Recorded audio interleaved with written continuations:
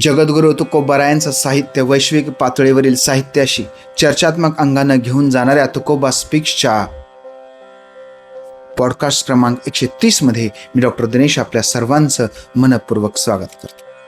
आजचा अभंग हा गाथेतील अभंग क्रमांक 1480 आहे आणि या अभंगामध्ये महाराज नम्रतेचं महत्त्व आपल्याला समजून सांगताना दिसून येतं.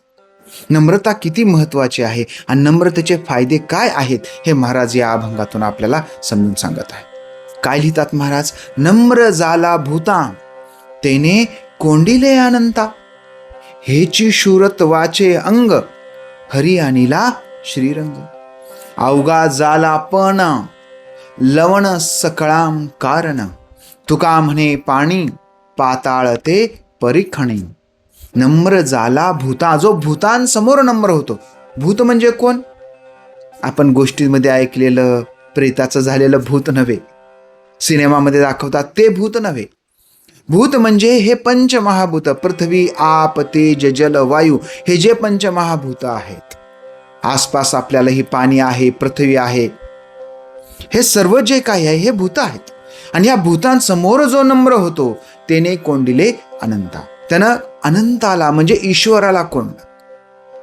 फक्त ह्या निर्जीव किंवा आपल्या आसपास असणाऱ्या सजीव ज्यांना बोलता येत नाही त्या वस्तूंची वागताना विनम्रता आहे आणि माणसांशी वागताना नाही नव्हे. मनुष्य सुद्धा काय आहे? त्याचाच एक पंचमहाभूतांचा भाग आहे.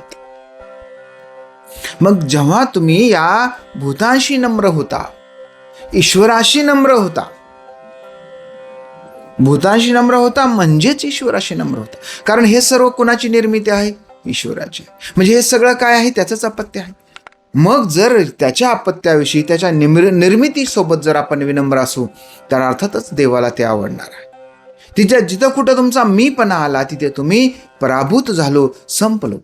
आणि जिथे नम्रता आली तिथे तुम्ही जिंकलो. तुम्ही फक्त विनम्र व्हा, काही करू नका. या पंचमहाभूतांसोबत विनम्रतेनं वागा. तेने कोंडिले अनंता, मग त्यानं काय केलं? मग अनंताला कोंडलं. अनंत म्हणजे ईश्वरा.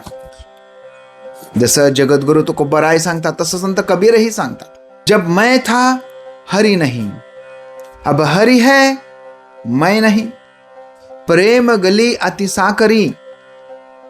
म्हणजे जेव्हा मी आहे तेव्हा हरी नाही. म्हणजे मीपणा आला की तिथं ईश्वर नाही, आणि जेव्हा ईश्वर आला तिथं मी नाही.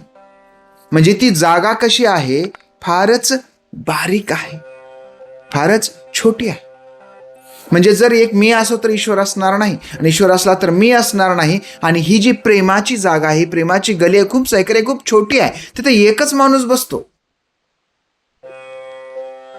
आणि कबीरजी शेवटच्या चरणाचा जामे दोन समाही, त्याच्यात दोन समाविष्ट होऊ शकत नाही. म्हणजे कबीर काय सांगतात? जब मैं था हरि नहीं, हरि था मैं नहीं, प्रेम गली अति साकरी, ज में दो नहीं समाई.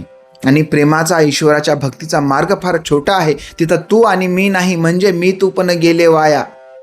असं म्हटल्याप्रमाणे तू आणि मी आता काही उरलेलं नाही, सर्व काही एकच आहे. म्हणून जगद्गुरु तुकोबाराय म्हणतात त्या पद्धतीनं काय केलं पाहिजे? नम्र झाला भूता, म्हणजे या संपूर्ण भूताविषयी, ह्या पृथ्वी तलाविषयी तुम्ही कसं असलं पाहिजे? नम्र असलं पाहिजे. आणि नम्र असणं म्हणजे भीती वाटणं आहे का हो? कुणाची तरी भीती वाटते म्हणून व्यक्ती नम्र होतो का? नाही.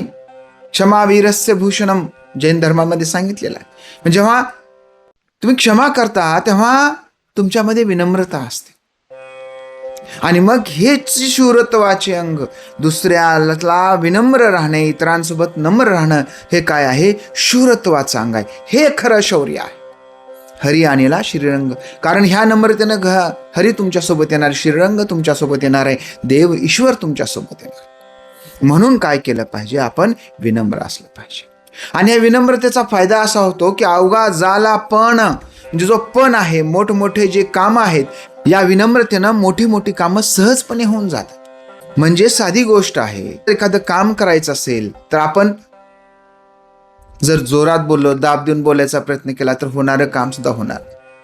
त्याऐवजी जर आपण विनम्र असू तर आपलं काम होण्याची शक्यता जास्त असते. म्हणून मोठमोठे युद्ध हे नेहमी कसे लढले जातात? संयमानं लढले जातात. आणि जिथे संयम तिथं विजय. म्हणून महाराज सांगतात, अवघा झाला पण लवण सकळा कारण.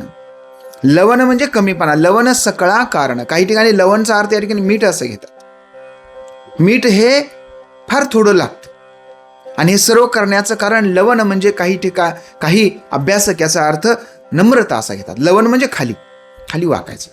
लवण सकळा कारण, आपल्या यशाचं कारण काय आहे? आपली विनम्रता आहे.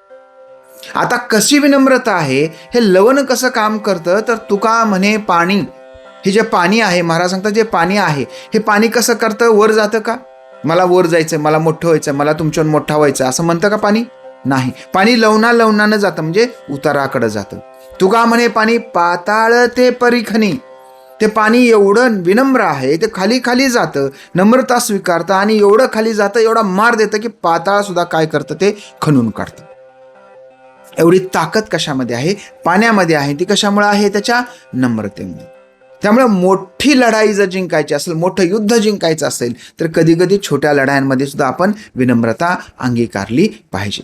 गोष्ट कठीण आहे, मात्र महाराज सांगतात की जर तुम्हाला ईश्वराची प्राप्ती करायची असेल तर तुम्हाला नम्रताच घ्यावी लागेल, तुम्हाला विनम्रच व्हावं लागेल. जसं जगद्गुरु तुकोबाराय सांगतात, जसं कबीर सांगतात, अगदी त्याच पद्धतीनं सुप्रसिद्ध इराणी सूफी संत रुमी यांचं सुद्धा या संदर्भात अतिशय बोलकं कोट आहे. त्याचा इंग्रजी अनुवाद हा असा आहे: When you lose all sense of self, the bonds of thousand chains will vanish. Lose yourself completely. Return to the root of your own soul.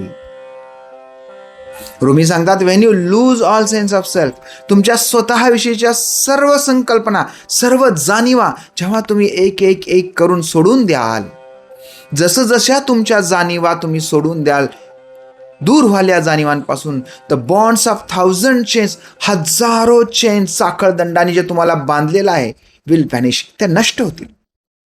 हे सगळं काही तुमच्या साखळदंड नष्ट होणार, तुम्ही मोकळे होणार. म्हणून लूज युअर सेल्फ, स्वतःला हरवून टाका. आणि कशासाठी?